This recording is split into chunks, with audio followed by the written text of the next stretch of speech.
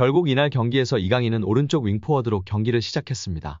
최전방에 킬리안 음바페, 왼쪽에 브래들리 바르콜라와 함께 공격을 이끌었습니다. 몸이 가벼웠는데요. 이강인은 키패스 2회, 드리블 성공 2회, 롱패스 4회 등을 기록했습니다. 패스 성공률로 87.2%로 높았습니다. 특유의 예리하고 정확한 패스를 통해 기회를 창출했습니다. 후반 11분에는 오른쪽에서 정확한 크로스를 올렸는데 마르코 아센시오가 기회를 놓쳤습니다. 골과 다름없는 장면이라 아쉬움이 남았습니다.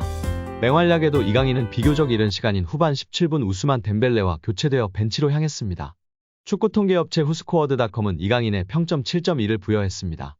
득점한 음바페의 6.9점보다 높은 평점이었습니다. 그만큼 팀에서 가장 돋보였다는 의미입니다. 이날 활약을 보면 이강인이 유럽축구연맹 챔피언스리그 4강에서 많은 기회를 얻지 못한 게 아쉬움으로 남습니다. 이강인은 시즌 막바지에 경기력을 끌어올린 이강인에게 충분한 출전 시간이 주어졌다면 PSG는 결승에 진출했을지도 모릅니다. 패배하긴 했지만 PSG는 경기 후 리그 우승 세리머니를 했습니다. 팀 패배로 인해 어색한 공기가 흘렀지만 이강인도 커리어 첫 리그 우승 기쁨을 누렸습니다. 툴루즈전은 음바페가 파르크 대 프랭스에서 치르는 마지막 경기였습니다. 음바페는 이번 시즌을 끝으로 PSG를 떠납니다.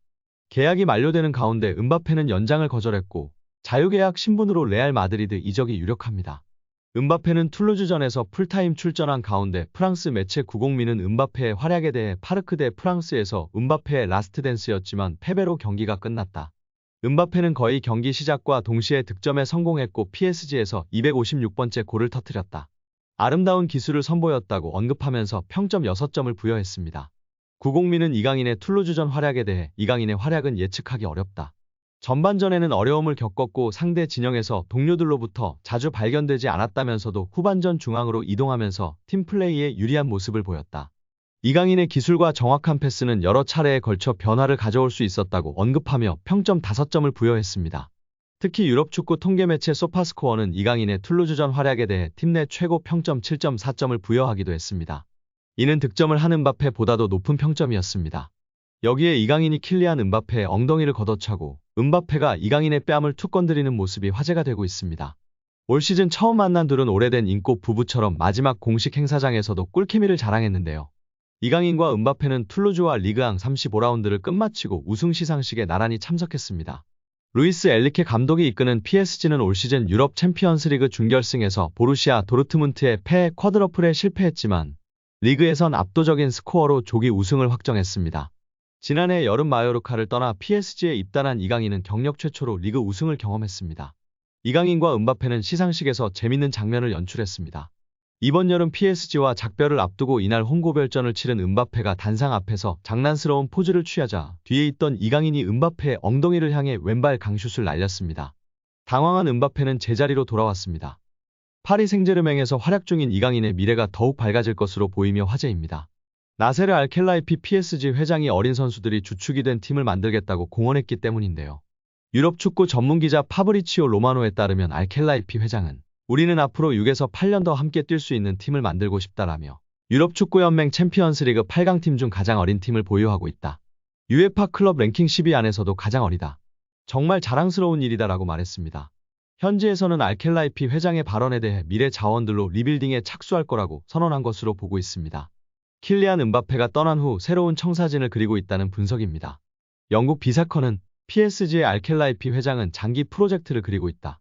앞으로 6년, 7년, 8년은 뛸 수 있는 젊은 선수들을 중심으로 팀을 개편하고자 한다라며 알켈라이피 회장의 최근 발언은 과거 음바페를 지키려고 했을 때의 발언과 상당히 대조적이다라고 전했습니다.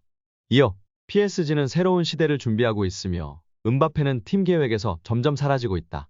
레알 소시에다드와의 챔피언스리그 16강전에서 결정적인 역할을 했지만 PSG는 선수들이 음바페가 없는 상황에 익숙해지도록 음바페에게 부수적인 역할을 맡기고 있다라고 덧붙였습니다. 게프폴뉴스 프랑스 또한 알켈라이피 회장은 파르크 대 프랭스에서 새롭고 젊은 장기적인 프로젝트를 강조했다. 레알 소시에다드전에 출전한 PSG 선수들의 평균 연령은 23세 361일로 챔피언스리그에서 구단 역사상 최연소 선발 명단이었다. 경기 후에도 알켈라이피 회장은 라커룸을 찾아가 선수들에게 부담 갖지 말라고 격려했다라며 현재 PSG가 리빌딩에 돌입했다고 설명했습니다. PSG의 최대 목표는 챔피언스리그 우승입니다. 프랑스 내에서는 적수가 없지만 유럽 무대에서는 힘을 쓰지 못했는데요. 2019년도 시즌 준우승이 가장 좋은 성적이었습니다. 알켈라이피 회장은 급하게 도전할 생각이 없습니다. 시간이 조금 걸리더라도 미래를 보장할 수 있는 선수들로 팀을 만들어 계속 도전하겠다는 입장입니다. RMC 스포츠에 따르면 알켈라이피 회장은 선수들은 매 경기 승리를 원하지만 현실적이어야 한다. 우리는 팀을 구성하는 과정에 있으며 선수들 대부분이 어리다. 새로운 팀을 만드는 과정이기 때문에 쉽지 않다라며 팀을 만들었다고 해도 선수들이 준비가 된 것은 아니다라며 충분히 기다릴 필요가 있다고 강조했습니다. 회장이 직접 젊은 선수들로 개편하겠다는 뜻을 밝힌 만큼 이강인의 미래도 좀 더 밝아질 것으로 기대되고 있습니다. 2001년생 이강인은 얼마 전 23번째 생일을 맞았습니다. 알켈라이피 회장이 언급한 6에서 8년 동안 활약할 수 있는 선수에 부합하는 나이대입니다.